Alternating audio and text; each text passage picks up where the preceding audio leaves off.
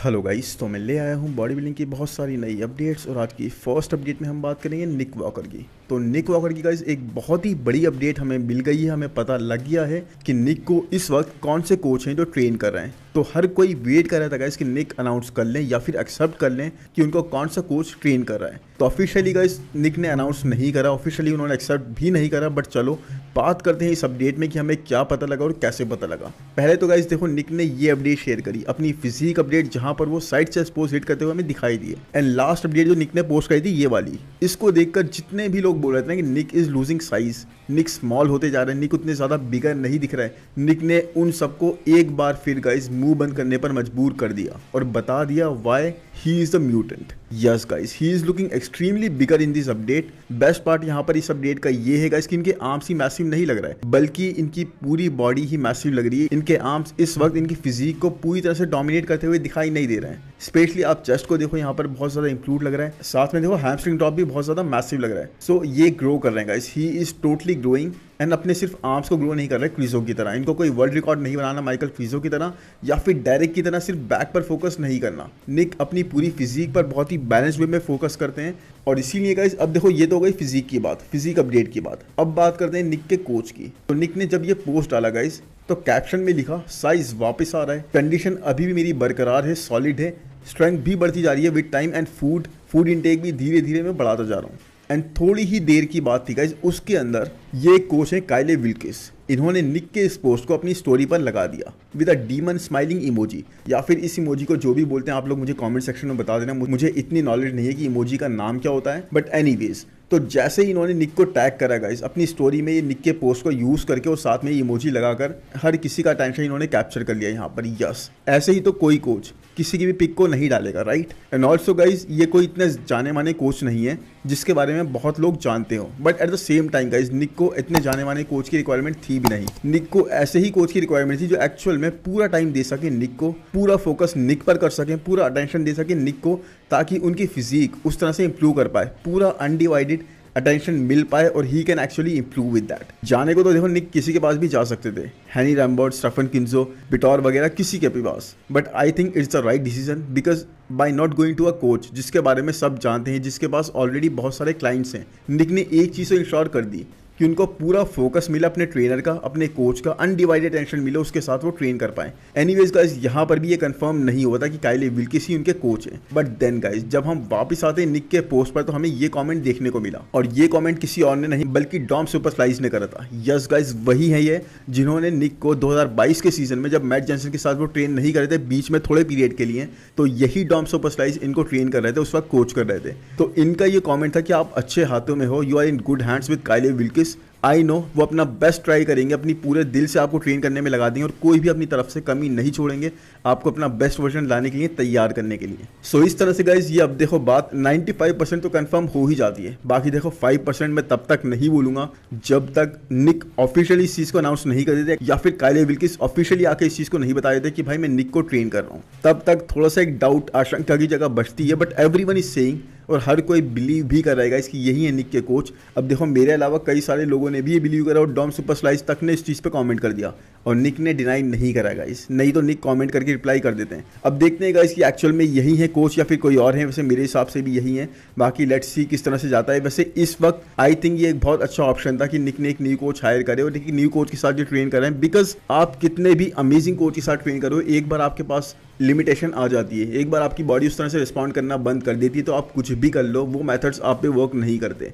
सो अब now there are going to be new things that are going to be tried. उसके साथ में guys नई अप्रोचेस के साथ वर्क करा जाएगा। वर्कआउट में भी हमें चेंजेस देखने को मिलेंगे और देखते हैं इसके साथ निक कहाँ पर जा पाते हैं। एनीवेज अब इसके साथ चलते हैं गाइस नेक्स्ट अपडेट पर, और नेक्स्ट अपडेट है माइक सोमरफील्ड की। तो माइक सोमरफील्ड जो कि इस वक्त गाइस सबसे बड़े दावेदार है अब नेक्स्ट क्लासिक फिजिक टाइटल के लिए, अपने कोच को अपनी फिजिक अपडेट में स्टोरी में डालते हुए टैग करते हुए बोलते हैं let's get back to work पे वापस चलते हैं, काम करने स्टार्ट करते हैं अपनी फिजिक पर। सो ये लोग गाइस अपनी तैयारी, अपना नेक्स्ट ईयर का प्लान बना रहे हैं to get back on the stage bigger और एक बहुत ज़्यादा और इम्प्रूव्ड वर्जन के साथ, बिकॉज इन्होंने समझ लिया है कि जजेस को सिर्फ एक चीज़ चाहिए गाइस, वो है इंप्रूवमेंट्स। और इन्होंने इस साल जब ये चीज़ प्रस्तुत करी, जजेस के सामने प्रेजेंट करी, तो ये चीज़ उनको दिखाई दी। एंड कमाल की बात ये है गाइस कि even after adding so much muscle mass on the frame, इनके पास अभी भी वेट कैप बचता है to make improvements, yes guys, to add muscle mass, and ये चीज़ इनको और भी ज़्यादा ज़बरदस्त एड देगी क्योंकि देखो उड्स हैं और एक ये हैं, इन दोनों का फ्रेम एक्सट्रीमली क्लासिक है एंड उसके पास अभी भी चीज़ें हैं to work upon.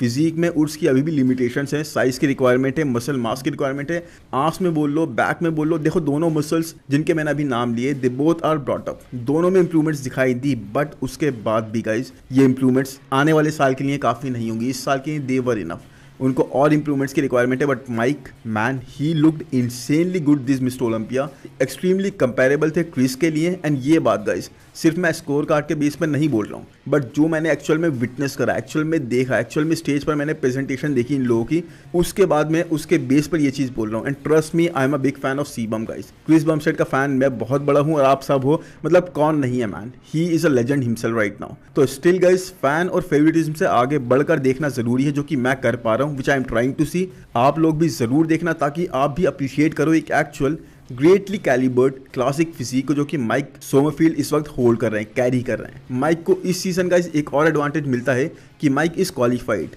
Yes Mike Sommerfeld qualified है बिकॉज टॉप 3 में प्लेस कर गए। तो माइक नेक्स्ट ईयर के मिस्टर ओलंपिया के लिए क्वालिफाई करने के लिए अब compete नहीं करेंगे, बट उसके बाद भी गाइस देखना ये बाकी है कि उसके बाद भी क्या ये आर्नो क्लासिक में compete करने उतरते हैं क्वालिफाई होने के बाद भी, जैसे कि अक्सर लोग करते हैं, हमने देखा है। और he takes the entire time to improve and make changes the way he did this year. आपको क्या लगता है इस बारे में, आपकी ओपिनियन क्या है? या फिर अगर वो नहीं भी उतरते हैं तो आपको लगता है क्या उनको उतरना चाहिए और अपना एक मोमेंटम बनाना चाहिए, या फिर वहाँ पे compete करना उनके लिए गलत जा सकता है? बिकॉज हम जो जानते हैं चीज़ें राइवलरी वाली चल रही है आर्नो क्लासिक और ओलंपिया के बीच में, उसके चलते। एनीवेज आप लोग अपनी ओपिनियन मुझे कमेंट सेक्शन में बता देना। अब अगर चलें नेक्स्ट अपडेट पे गाइस, तो वो है क्रिस बमस्टेड की। तो यहाँ पर ना जब से क्रिस ने अनाउंस करा है कि मैं भाई प्राग प्रो में compete करने वाला हूँ, एक हाइप तो क्रिएट हो ही चुकी है, बल्कि उसके साथ में गाइस बहुत ही फ्रेंडली वे में यहाँ पे मार्टिन फिट्जवाटर और क्रिस बमस्टेड दोनों एक साथ ट्रेन करते हुए दिखाई दे रहे हैं। इनफैक्ट यहाँ पर तो मार्टिन के फ्रेंड यानी कि ब्रैट विल्किन भी ट्रेन कर रहे थे साथ में ही, तो तीनों साथ में वर्कआउट कर रहे थे। And to everyone surprise guys, यहाँ पे क्रिस का वेट गेस करो। चलो उससे पहले मैं आपको मार्टिन का वेट बताता हूँ, फिर थोड़ा गेस करना क्रिस का वेट। मार्टिन का वेट यहाँ पर था गाइस सिर्फ 238 पाउंड्स। यस, उनकी हाइट छोटी है guys, he is not as tall, इसीलिए उनका फ्रेम 238 पाउंड्स पे भी इतना ज़्यादा बिगर और फूलर लगता है। एंड क्रिस का वेट यहाँ पे पता है कितना था? 260 पाउंड्स। मतलब ऑलरेडी मिस्टर ओलंपिया से सिर्फ 3 वीक्स बाद ही ये 18 पाउंड्स अपने वेट कैप से ऊपर है गाइस। यस, मिस्टर ओलंपिया के टाइम पे इनका वेट कैप था 242 पाउंड्स और 241 पाउंड्स के आसपास ये स्टेज पर थे, और अभी यहाँ पर भाई इनका वेट है 260 pounds. Can you believe it? ना वो बात अलग है गाइस कि क्रिस यहाँ पर क्लोज पहने हुए थे, शूज वगैरह पहने हुए थे, सो इनका वेट 257, 257, 258 पाउंड्स होगा। बट स्टिल गाइस इनकी हाइट भी अच्छी खासी है। उसके बाद भी गाइस 3 वीक्स दूर शो के एंड ऑलरेडी पहुंच चुके हैं 260 पाउंड्स पे। तो अगर पुश करना जारी रखते हैं 265, 270 पाउंड्स, बट उसके साथ में गाइस हमें ये चीज़ भी इग्नोर नहीं करनी है कि इनको कट डाउन करना भी स्टार्ट करना है। इन्होंने वो चीज़ स्टार्ट नहीं करी, बट डिपेंडिंग ऑन कितना ज़्यादा ये खुद को पुश करते हैं कट के दौरान, क्योंकि ये इन्होंने चीज़ क्लियर कर दी थी और इन्होंने खुद मेंशन भी करी थी कि इस बार कंडीशन को वो इतनी ज़्यादा प्रायोरिटी नहीं देंगे इस लेवल पर जैसे वो मिस्टर ओलंपिया में लेकर आते हैं, क्योंकि वो क्लासिक डिवीजन के चैंपियन हैं। इस बार वो थोड़ा सैक्रिफाइस कर देंगे कंडीशन को, because he wants to come in bigger and fuller guys. और पहली बार होगा जब वो ऐसे जा रहे होंगे इन 5-6 ईयर्स कि वो चैंपियन नहीं होंगे, तो उनको कुछ डिफाइन करने का नहीं होगा, कुछ भी उनकी चीज़ दांव पर नहीं लगी होगी। Anyways guys, at the same time Chris के पास बाई फार गाइज मेरी ओपिनियन में बेस्ट स्ट्रक्चर है एक एथलीट के पास जो होना चाहिए। आपके हिसाब से कुछ और हो सकता है, मेरे हिसाब से गाइज जो मैंने विटनेस करा है, आई कैन टोटली बिलीव कि भाई क्रिस इज परफेक्शन। क्रिस की फिजिक परफेक्शन है एंड 260 पाउंड गाइस। उसके बाद अगर ये कट डाउन करके 252, 253, 254 पाउंड के आसपास भी स्टेज पर दिखेंगे guys, Chris will look extremely good and have a strong stage presence. Even though guys कोई भी कंसीडर नहीं कर रहा कि क्रिस यहाँ पर जीतेंगे, प्राग प्रो में मार्टिन फिट्जवाटर को डिफीट कर देंगे, and Chris himself is also not believing that. But Chris के ना बिलीव करने का एक रीज़न ये भी हो सकता है गाइस कि वो अपनी एक्सपेक्टेशंस को काफ़ी कम रख रहे हो, बिकॉज ऐसे होने के चांसेस बहुत ही ज़्यादा कम है। बट उसके बाद भी गाइस चांसेस तो है ना, there is a slight possibility कि ऐसा हो सकता है कि क्रिस बमस्टेड कैन विन। और अगर ऐसा हो गया ना मैन, तो धूम मच जाएगी बिल्कुल, मतलब बहुत ही बड़ी बात हो जाएगी ये। अब मैं इस चीज़ को थोड़ा सा मान के इसलिए चल रहा हूँ बिकॉज नो वन गाइस, कोई भी नहीं जानता कि क्रिस का स्ट्रक्चर एक बिगर और फुलर फिजिक के साथ जब उन पर कोई लिमिटेशन नहीं होगी, कोई रुकावट नहीं होगी, तो कैसा लगेगा। How crazy standard he will set, how much bigger he will look, how much Fuller he will look. तो ये चीज़ देखने में बहुत ही मज़ेदार रहेगी, फर्स्ट टाइम देखने को मिलेगी हम सबको ही, हम सब वेट कर रहे हैं इस शो को विटनेस करने का। एनीवेज आप बताओ कमेंट सेक्शन में कि आपको लगता है कि यहाँ पर 5-10% चांसेस हैं क्रिस के जीतने के, या फिर आपको लगता है ज़्यादा ही चांसेस हैं, लोग उनको बहुत कम आंक रहे हैं। एनीवेज इसके बाद चलें अगर नेक्स्ट अपडेट पे गाइस, तो वो है टायरेंस रफिन की। अब देखो काफ़ी लंबे टाइम से बोला जा रहा था कि भाई टायरेंस रफिन को कवर नहीं करा जा रहा, रफ डीजल को कवर नहीं करा जा रहा, कहाँ पर है वो, क्या कर रहे हैं इस वक्त, उनका ऑफ सीजन खत्म हो गया है या फिर प्रेप स्टार्ट कर रहे हैं, क्या हो रहा है। तो अब उनकी देखो ऐसी फिजिक अपडेट हमें रीसेंट टाइम्स की कोई भी देखने को नहीं मिली, बट जस्ट बिकॉज आप लोग बोलते हो तो मैं कवर कर रहा हूँ। इस वक्त टायरेंस रफिन उनका ज़्यादा फोकस गाइस ट्रेनिंग, पोजिंग की कोचिंग वगैरह जो देते हैं उसके ऊपर है, plus off season I believe इनका कंप्लीट हो गया है, बिकॉज अब उतने मैसिव, उतने बल्कियर साइड पे ये नहीं लग रहा है, पूरी तरह से वापस आने के लिए तैयार दिखाई दे रहे हैं। लेकिन अभी तक कोई भी शो इन्होंने अनाउंस नहीं करा। फिजिक कैसी है हमें कोई आइडिया नहीं है गाइस बिल्कुल भी, क्योंकि ये क्लोथ पूरी तरीके से वर्कआउट करते हुए दिख रहे हैं, कोई भी हमें फिजिक का आइडिया नहीं मिल पा रहा। बट हाँ गाइज मुझे लग तो रहा है कि there is a very high possibility कि आर्नो क्लासिक में हमें compete करते हुए दिख जाए, बट अगर नहीं दिखते तो बात अलग है। लेकिन अगर उतर गए वहाँ पर, तो रमोंडिनो देखो इस बार अनाउंस कर चुके हैं कि वो compete नहीं कर रहा है आर्नो क्लासिक में, तो इनके चांसेस बहुत स्ट्रांग हो जाएंगे जीतने को, और इस बार तो प्राइज मनी भी और ज़्यादा बढ़ा हुआ होगा। और ये क्या प्लान करते हैं, 2-3 आर्नो क्लासिक के शो हैं, कहाँ पर ये compete करने का प्लान करते हैं, वैसे ओहायो में करें तभी ज़्यादा इनकी फिजिक के बारे में पता लग पाएगा, क्योंकि वहीं पर ज़्यादा लोग उतरेंगे और प्राइज मनी भी सबसे ज़्यादा वहीं का होता है। तो वहाँ पता लगेगा कितनी ज़्यादा कंपेटिटिव इनकी फिजिक और कितनी ज़्यादा इंप्रूवमेंट्स इन्होंने अपनी फिजिक पर कर ली है। एनीवेज इसके बाद बात करें अगर नेक्स्ट अपडेट की गाइस, तो वो है वन पंच नास की। यस गाइस, वन पंच नास बहुत ही ज़्यादा कॉन्फिडेंट फील कर रहे हैं, ऑफ सीजन ले लिया है इन्होंने, स्टार्ट कर दिया है और मसल मास अपने फ्रेम पर ऐड करते जा रहे हैं। बहुत ही टाइनी वेस्ट गाइस, और ज़्यादा बिगर होने के बाद और ज़्यादा इंप्रेसिव ये दिखाई दे रहे हैं। देखो कैप्शन में क्या बोल रहे हैं, ये टाइम है और ज़्यादा काम करने का। लास्ट सीजन अच्छा रहा, बहुत अच्छा रहा, बट मेरा जो अल्टीमेट गोल है उससे वो काफ़ी दूर था, और इस चीज़ ने मुझे एक चीज़ प्रूव करी गाइस कि मुझे और टाइम देना पड़ेगा अपने गोल तक जाने के लिए, अपने वर्क को, ताकि मैं और ज़्यादा मेहनत कर सकूं, और इसके बाद ही ये चीज़ पॉसिबल हो पाएगी। पहला पुश वर्कआउट मैंने करा, पंप बहुत ज़बरदस्त आया बॉडी के अंदर, मसल्स के अंदर, एंड परफॉर्मेंस गाइस बहुत ज़बरदस्त स्टैंडर्ड्स पे सेट थी। अब टाइम है मेरा वर्क करने का। हमें वेट कैप मिला हुआ है जिसको मैंने फिल आउट नहीं करा, और उसको मैं इस बार फिल आउट करने की पूरी कोशिश करूंगा। Time to work, we got a weight cap to fill. तो एनीवेज गाइस देखो फिल आउट करने के बाद बहुत ज़्यादा इंप्रेसिव और दिखाई देंगी, प्लस इनका कॉन्फिडेंस लेवल इस वक्त आसमान पे होगा गाइस। पता है क्यों? क्योंकि मिस्टर ओलंपिया ब्राज़ील जो अभी शो हुआ था जहां पर रमोंडिनो जीते थे, वहां पर इन्होंने जब कंप्लीट करा बिल्कुल टो टू टो खड़े थे रमोंडिनो के, कहीं से भी कम नहीं लग रहे थे। इनफैक्ट कई लोगों के अकॉर्डिंग गाइस, एक बहुत ही बड़ी मेजॉरिटी के अकॉर्डिंग जो ब्राज़ीलियंस नहीं है उनके अलावा जो भी लोग थे उनके अकॉर्डिंग ये शो जीत सकते थे, रमोंडिनो को बीट कर सकते थे, और रमोंडिनो को एक तरह से वो show as a consolation prize मिला है। यस, ये बोला जा रहा है। वैसे देखो मेरे हिसाब से लास्ट के 3 कंपेटिटर्स से तीनों अच्छे थे, बहुत टो टू टो बैटल थी, बहुत क्लोज बैटल थी, लेकिन उसके बाद भी अगर ये भी जीत जाते तो कोई गलती नहीं होती guys. He was looking so damn impressive. Ramondino की फिजिक में वो फायर, वो आग अब दिखाई नहीं दी। एनीवेज आप बताओ आपको इनकी फिजिक कैसी लगती है गाइस? मुझे तो बहुत ज़्यादा अच्छी लग रही है। आंख में देखो काफ़ी अच्छी फुलनेस दिखाई दे रही है। अपना शेप सैक्रिफाइस बस ना करें तो बेटर है, बिकॉज इनकी वेस्ट बहुत ही ज़्यादा टाइनी है गाइस, अनरियल सी। देखो तो सही, ऐसा लग रहा है बिल्कुल कार्टून कैरेक्टर की वेस्ट यहाँ पे कैरी कर रहे हो। एनीवेज इसके बाद आप मुझे ये बताना कि इनकी फिजिक आपको कैसे लगी, और क्या लगता है आपको इनको वेट कैप अपना बढ़ाने के लिए, और क्या लगता है आपको इनका किस शो में compete करना चाहिए, because he is not qualified guys, he is not qualified. Anyways यहाँ पे देखो आप ऊपर मिरर के अंदर देख भी सकते हो, इनकी बैक की भी हमें थोड़ी झलक दिख रही है, और बैक पे भी हमें डिटेल काफ़ी अच्छी विजिबल है, इवन दो इन्होंने अपना bulk season, off season start कर दिया है। चलो चलते हैं अब नेक्स्ट अपडेट पर, इसके बाद तो देखते हैं अब हम किसकी बात करेंगे।